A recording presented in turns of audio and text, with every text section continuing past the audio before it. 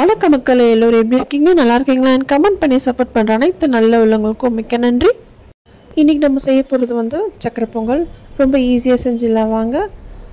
அதுக்கு என் வீடியோவை ஸ்கிப் பண்ணாமல் பார்க்கணும். அதுக்கு முன்னாடி என் சேனலில் ஃபஸ்ட் டைம் பார்க்குறீங்கன்னா சப்ஸ்கிரைப் பண்ணிவிட்டு பக்கத்தில் இருக்கிற பெல் ஐக்கானில் ஆல் ஆப்ஷன் இருக்கும், கிளிக் பண்ணால் தான் என்னோடய வீடியோஸ் எல்லாம் உங்கள் வீடு தேடி வரும். இப்போ வாங்க அரசியல் கிச்சனுக்குள்ளே போகலாம். நான் இப்போது ஃபஸ்ட்டு பால் காய்ச்சிக்கிறேன். அதாவது நம்ம பாசிப்பருப்பு நான் இதில் தான் நான் வேக வைக்க போகிறேன். நான் இதில் 1 கப் பாசிப்பருப்பு எடுத்திருக்கேன். 1 கப் பாசிப்பருப்புக்கு 2 கப் பச்சரிசி சேர்த்துக்கிறேன். பால் பார்த்திங்கன்னா நல்லா கொதிச்சு வந்துடுச்சு. நம்ம பால் காய்ச்சறதுக்கு முன்னாடி கொஞ்சமாக தண்ணி சேர்த்துட்டு பால் ஊற்றிக்கலாம், இல்லைன்னா அடி பிடிச்சிரும். இப்போ நல்லா கொதிக்கட்டும். கொதித்ததும் நான் நல்லா கழுவி வச்ச பாசிப்பருப்பை இதில் சேர்த்துக்கிறேன். ஒரு சில பாசிப்பருப்பை வறுத்து சேர்ப்பாங்க. நான் நீங்கள் அப்படியே சேர்த்து நீங்கள் செஞ்சு பாருங்கள். இதுவும் நல்லா டேஸ்ட்டாக தான் இருக்கும். உங்களுக்கு விருப்பப்பட்ட வறுத்து கூட நம்ம சேர்த்துக்கலாம்.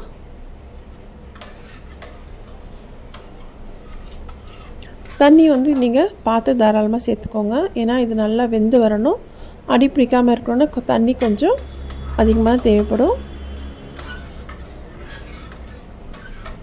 இதில் நீங்கள் பாருங்கள் எப்படி வெந்து வருதுன்னு சொல்லிட்டு. பாலையிலே வெந்துச்சுன்னா நமக்கு சக்கரை பொங்கல் செம்ம டேஸ்ட்டாக வரும். நீங்களும் உங்கள் வீட்டில் கண்டிப்பாக ட்ரை பண்ணி பாருங்கள். இது மாதிரி வீடியோஸ் வேணுன்னா என் சேனலில் நிறைய இருக்குது. சக்கரை பொங்கலை நான் 2-3 வீடியோஸ் போட்டிருக்கேன். அதுக்கு என் சேனலில் போய் செக் பண்ணி பாருங்கள். நான் டிஸ்கிரிப்ஷன்லேயும் கொடுக்குறேன், தேவைப்பட்டால் பாருங்கள். இப்போ நல்லா இது கொதிக்கட்டும். நல்லா கொதித்ததும் வேகட்டும். அது நல்லா பாருங்கள். இப்போ நல்லா கொதிக்குது பாருங்கள். அது நல்லா வெந்து வரட்டும். நம்ம பக்கத்தில் கொஞ்சம் கலக்கி விட்டுக்கணும், ஏன்னா அடி பிடிச்சிரும். இப்போ பார்த்தீங்கன்னா பாருங்கள், ஓரளவுக்கு நல்லா சுண்டி நல்லா வெந்து வந்திருக்கு. இந்த சமயத்தில் நம்ம என்ன பண்ணலாம்னா ஒரு ஸ்பூன் நெய் சேர்த்துக்கலாம், ஏன்னா அடி பிடிக்காமல் இருக்கும். நமக்கு அடி பிடிச்சிட்டாலும் நமக்கு ஸ்மெல் வந்துடும், அப்புறம் நல்லா இருக்காது. அதுக்கு தான் நம்ம இது குக்கரில் கூட வைக்கலாம். குக்கரில் வச்சு செய்யும் போது அது ஒரு டேஸ்ட்டு. நீங்கள் இது மாதிரி செஞ்சு பாருங்கள். இப்போ நான் கழுவி வச்ச அரிசியை நான் சேர்த்துக்கிறேன். சேர்த்துட்டு நல்லா கலந்து விட்டுக்கோங்க. இதில் மொத்தம் 3 கப் இருக்குது. அதுக்கேற்ற மாதிரி நம்ம தண்ணி சேர்த்துக்கலாம்.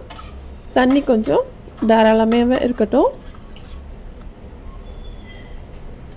ஏன்னா அது நல்லா குழைய வரணும். அதனால் நம்ம பார்த்து சேர்த்துக்கலாம். அப்படி நீங்கள் வேக வைக்கும் போது கொஞ்சம் தண்ணி பத்தலைன்னா கொஞ்சமாக தண்ணி சேர்த்துக்கலாம். இப்போ பார்த்திங்கன்னா நல்லா கொதிக்குது. இது ஒரு பக்கமாக வெந்துக்கிட்டு இருக்கட்டும். அதுக்குள்ளே நம்ம வெல்லம் ரெடி பண்ணிக்கலாம். இப்போ நான் வெல்லம் இது 3 கப்பு. நான் அதே சேம் அளவே தான் எடுத்திருக்கேன். 3 கப்பு நான் வெல்லம் எடுத்திருக்கேன். இது நம்ம சேர்க்கும் போது ஃபஸ்ட்டு அடுப்பில் வெல்லத்தை போட்டுட்டு கொஞ்சமாக சிம்மில் வச்சு உருக்க விட்டுட்டு அதுக்கப்புறம் இந்த தண்ணி சேர்க்கும் போது உங்களுக்கு நல்ல கலர் வரும். ட்ரை பண்ணி பாருங்கள். நான் தண்ணி கொஞ்சம் கம்மியாகவே சேர்த்துருக்கேன். ஒரு 1/4 கப் தான் நான் சேர்த்துருக்கேன். இது நல்லா உருக்கி வரட்டும். நம்ம அடுப்பு சிம்லேயே வைக்கலாம். இப்போ பார்த்திங்கன்னா நல்லா உருகி வந்துடுச்சு பாருங்கள்.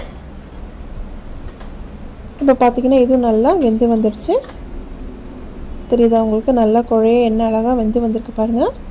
இப்போ நம்ம அந்த வெல்லத்தை வடிகட்டி சேர்த்துக்கலாம். ஏன்னா வெல்லத்தில் கல் மண் இருந்துச்சுன்னா கொஞ்சம் வாயில் மாட்டிச்சுன்னா நல்லா இருக்காது. அதுக்கு நான் வடிகட்டி சேர்த்துக்கிறேன். உங்களுக்கு நீங்கள் நல்ல வெல்லம் அப்படின்னு உங்களுக்கு கன்ஃபார்மாக தெரியணும் போது நீங்கள் அப்படியே கூட சேர்த்துக்கலாம். இப்போ பார்த்தீங்கன்னா உங்கள் கலர் என்ன அழகாக வந்திருக்கு பாருங்கள்.